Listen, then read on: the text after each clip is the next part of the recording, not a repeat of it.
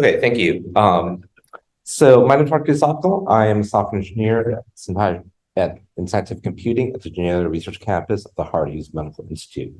I realized in preparing this talk, I didn't really talk too much about what Janelia is.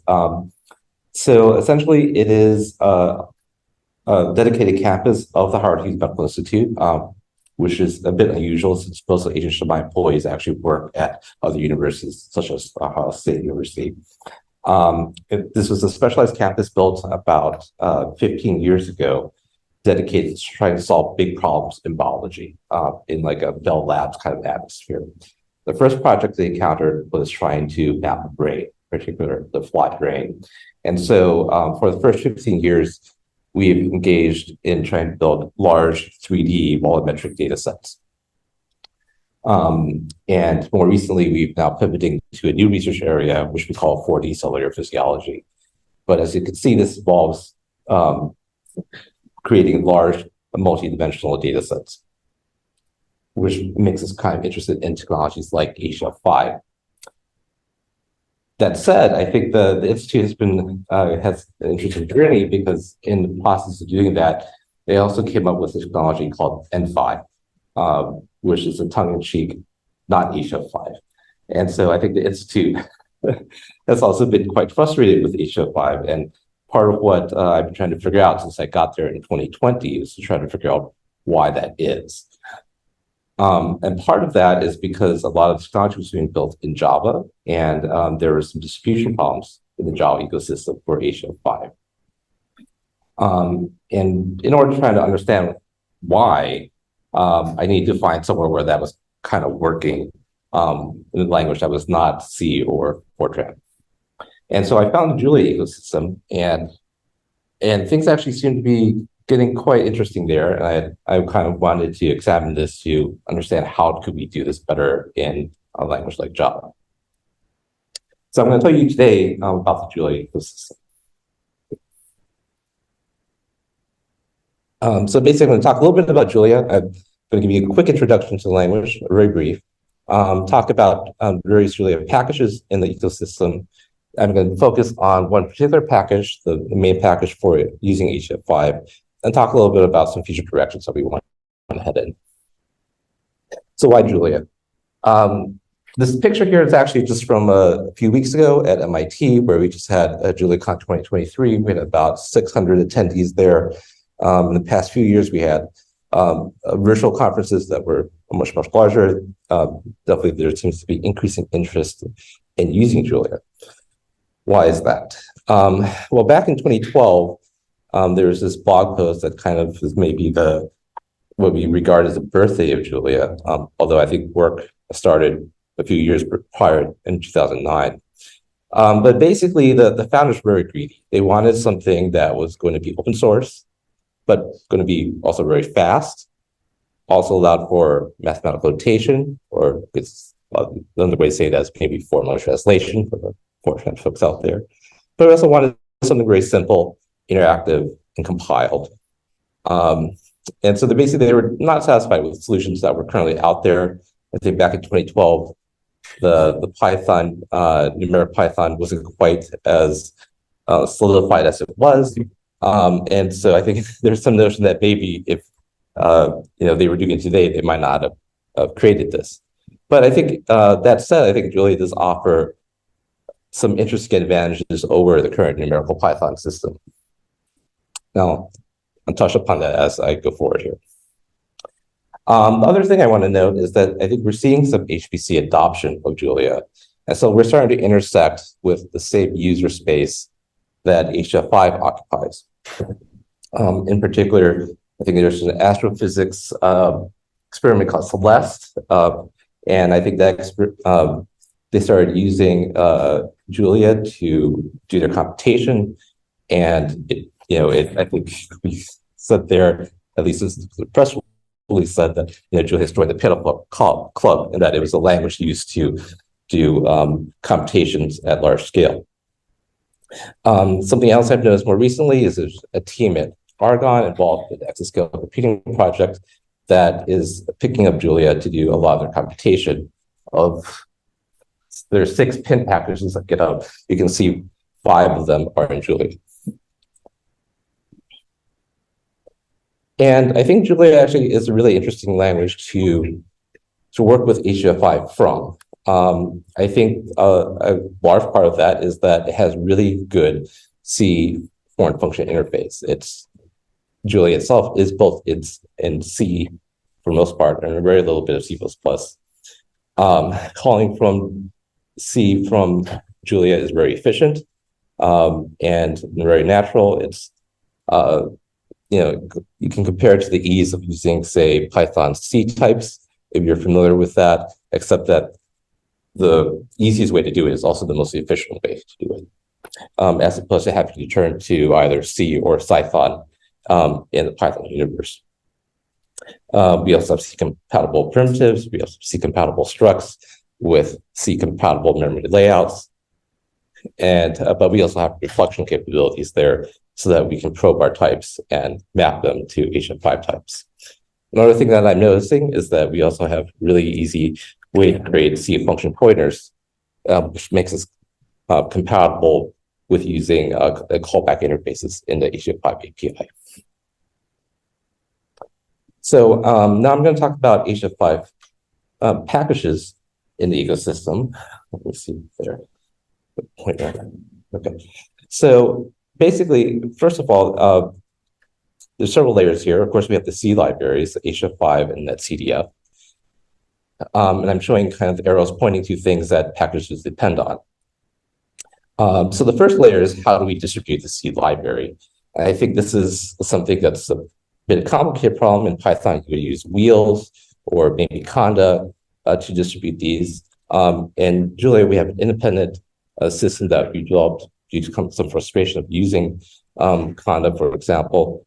In this case, we have these JLL packages, and the JLL packages just act as wrappers around native libraries, such as HDF5. I'll go into a little bit more into how we built this later. But basically, we have HDF5, that JL package, which is basically the Julia bindings that now use the native libraries. On top of that, we have a few more specialized libraries, such as mat.jl, which accesses MATLAB-based MAT files, which may be HDF5 files. JLD, which is supposed to be kind of our version of the MAT file, which you can save arbitrary Julia structures into JLD. And so the big difference there is that JLD.jl is more conscious about Julia types and structures, whereas HDF5.jl is supposed to be more generic, although I think these lines are getting blurred. Another really interesting thing in the Julia ecosystem is we also have JLD2.jl. JLD2.jl is a nearly complete implementation of some of the latest structures in HDF5 file format 3. So it does not depend on the C library at all. And this gives us very interesting properties that has things like you can do thread parallel operations using JLD2. So I think you can see here that this is a community that is really interested in engaging HDF5 and is willing to go through great amount of effort in order to pull it off. So what does installing HDF5 look like from here? So I'm here in the Julia REPL. This is kind of like a command window if you're familiar with like MATLAB or IDL. You can't really see it, but basically, I could just write a print line command there in the REPL. If I hit one key, the right square bracket key, I can go into the package manager mode that's built into the REPL, activate an environment, and just say add HDF5. This will pull down the HDF5 package. It will pull down the C library. It will also install MPI for me, set it up, and even install SZIP. So this is really, really easy and much easier than the experience I was having with other languages. So how about packaging the C library? Well, something that the Julia community set up was a cross-compilation framework because we need to cover a lot of different platforms, architectures, because our community is very diverse and works in a bunch of scientific computing environments. So currently the HDF5 JLL package actually can download up to 192 binary tarball artifacts covering a wide variety of processor architectures, operating systems, different C standard libraries on Linux, G4 versions for the Fortran bindings, C++ standard library versions, or even MPI. This MPI trampoline is a Julia technology that we use to abstract or MPI interfaces to make it easier to switch MPI implementations. I'm talking about work that others have done as well, in addition to me, and I think the three main maintainers of HDF5 is actually Mustafa Mohammed, who's now an assistant professor at Calgary, and Simon Byrne, who's at Caltech, who leads climate modeling group over there. So one important property, I think, of HDF5 is the ability to bind low-level bindings automatically and quite easily without having to go into a different language like Python. The way this is accomplished is that we leverage CLang, which is part of the LLVM compiler stack, that basically is going to parse the C header for HDF5 and can automatically generate those bindings for us. This is really important because, as we just learned in the past few talks, that tuning HDF5 can be critical to performance. And so we need access to all the HDF5 API. And a frustration I've encountered in other languages is not having access to entire API to do that tuning. As I mentioned, calling C from Julia is pretty efficient. So Julia is a compiled language. It's just to be JIT compiled, although increasingly is ahead of time compiled. But I can write a very short wrapper that basically just specifies the return types and the argument types. And I can see the LLVMIR here, or in this case, the x86-64 assembly. You can see this is pretty much just the same way that a function would get called in C.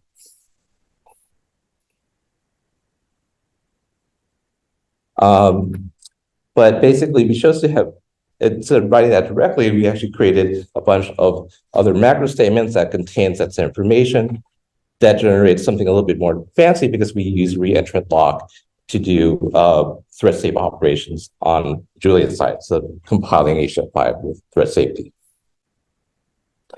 So I'm just going to demonstrate a little bit about how that looks on the HDF5 side, the HDF5.jl side rather. And so we tend to use the closures of HDF5 in order to make sure that we can open and then make sure close at the end of the day HDF5 file. But otherwise, I think the interface is meant to look pretty easy, maybe similar to some things you would do in H5Py. But there's, I think, some big differences here in that we do have more of a notion of types in Julia. And so I think a lot of that can be actually quite specialized and compiled efficiently.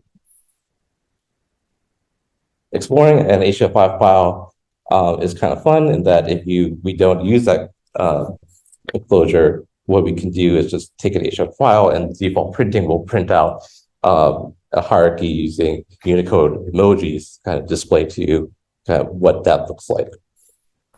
And then you can see there's different ways that we can go ahead and go in and index into an HDF5 file.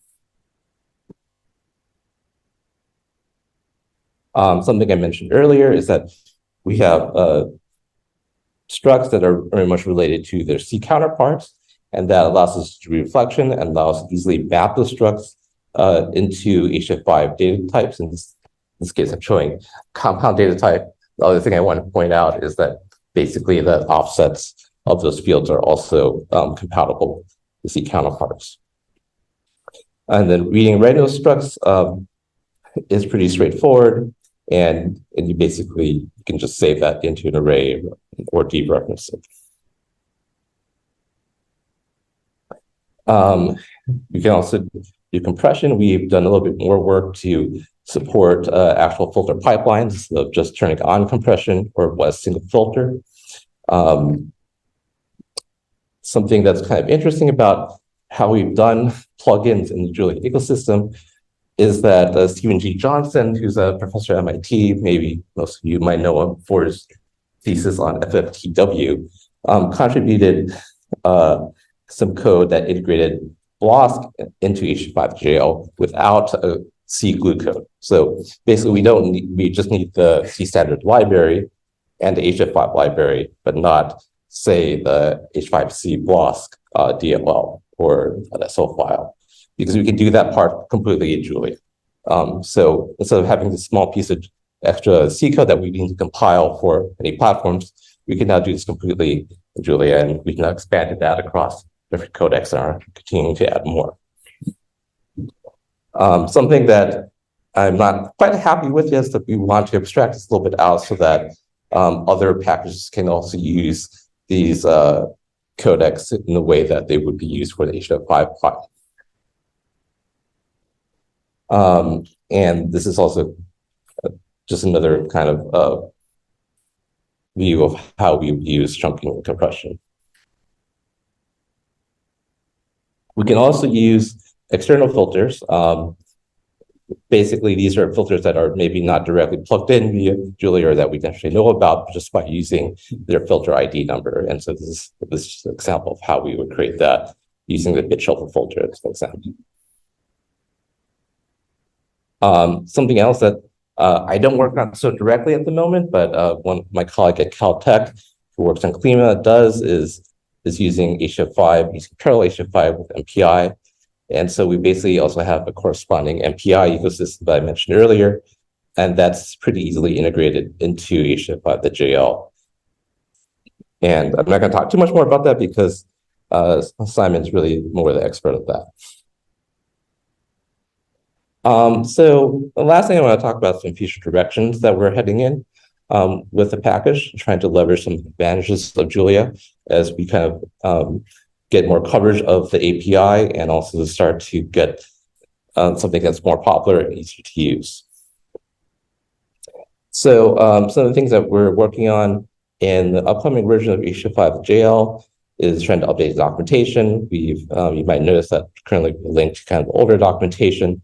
And so I've been working with Gerd a little bit to figure out how to do that.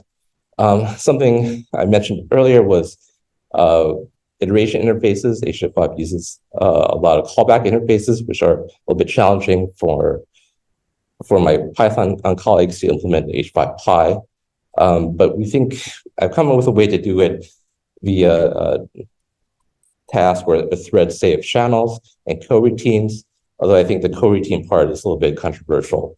But the idea is that we just want to make those interfaces as easy to use from the user perspective, so they could just write a simple for loop as you would iterate for anything else in Julia. And then we have some brand new practice extension interface that says if you basically are loading C standard, some other contexts, this will automatically now load a glue code to connect HDF5. And then finally, something that actually just came up was improving interactive use with this and of HDF5 JL and tab completion. And this is my last slide. So some very last things that we're starting to work on is trying to abstract some of the things that we've been doing here. Currently, HDF5 datasets are not true abstract arrays in Julia, but it could be. So my NetCDF and SAR colleagues created an abstraction for that, and so perhaps we'll have an abstract interface over chunked data in HDF5.jl. And yeah, I think that's all I'll say. So thank you. Thank you.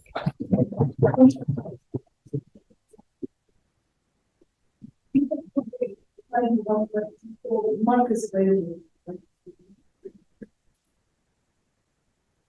Okay. Thank you. So we're going to go to the or go continue.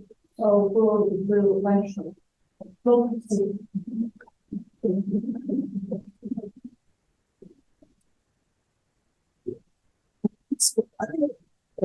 So you mentioned several projects that already using Julia. Is it like growing amount or people still waiting on it? Yeah. Yeah. Well, I think the hardest thing is incumbency of, say, Python for in this space, right? Or maybe Fortran from another perspective. So I know there's a lot of adoption kind of originates with from MIT. So people who've gone through MIT have been exposed to this, and then they tend to pick it up and bring it elsewhere.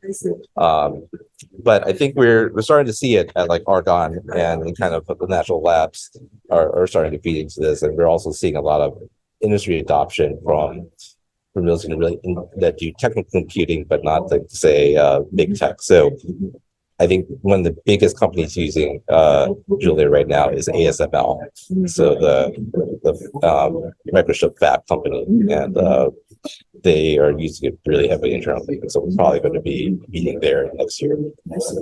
But yeah, I think it's really interesting because it's also the JLD implementation has been really insightful for me in terms of trying to understand what could be done with the format and what are the limitations that are imposed by the library that are not intrinsic to the format. So.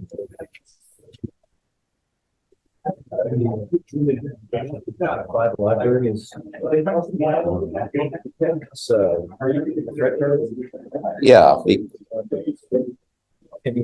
Yeah, I think Elena's been trying to figure out how to solve this issue in the C library. Yeah.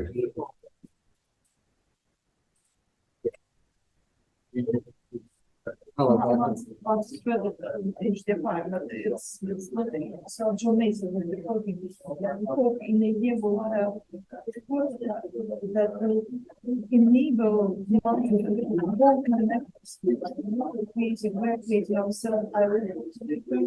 So when we define the parts of the library, let's say, but it will be inside the library, not this process.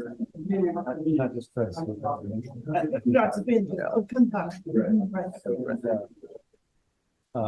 Is there any library versus C library? There's not a big impact. So I think the main problem with Julia is there's some initial latency because it has to compile code. Okay. And so kind of part of the trick now with Julia is moving some of that initial compilation to a head-up-time compilation. But once it's running, more or less, it's as fast as a C application using a shared dynamic C library as C HDF5 library. So yes. So there's basically a pretty straightforward C interface. Yeah, there's like a JL eval string that you could basically just give the string of Julia code and it will run.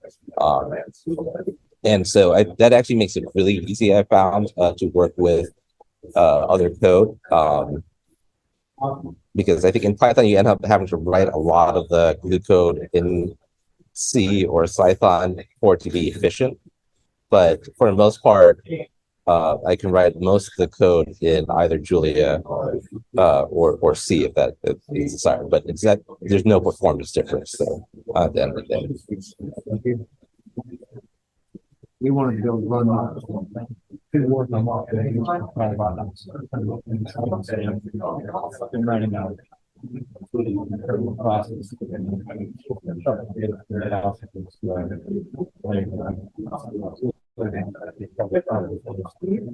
Maybe, yeah. I think basically what I've seen is, again, moving some of the things outside the C library for a moment. So I see there's software company called Amaris that does like visualizations.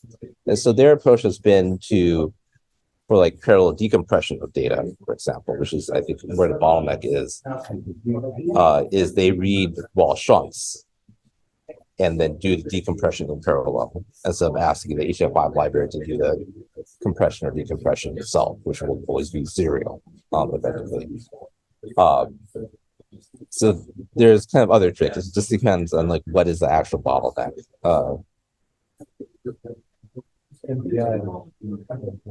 message passing interface. It's a multi-processing parallelization technology kind of designed around supercomputers. Yeah. And so, yeah, and so a few people have mentioned that. And I think the difficulty for my institute is that it's very much a supercomputing technology, and it's a little bit difficult to use for just general distributed computing or like cloud computing. So,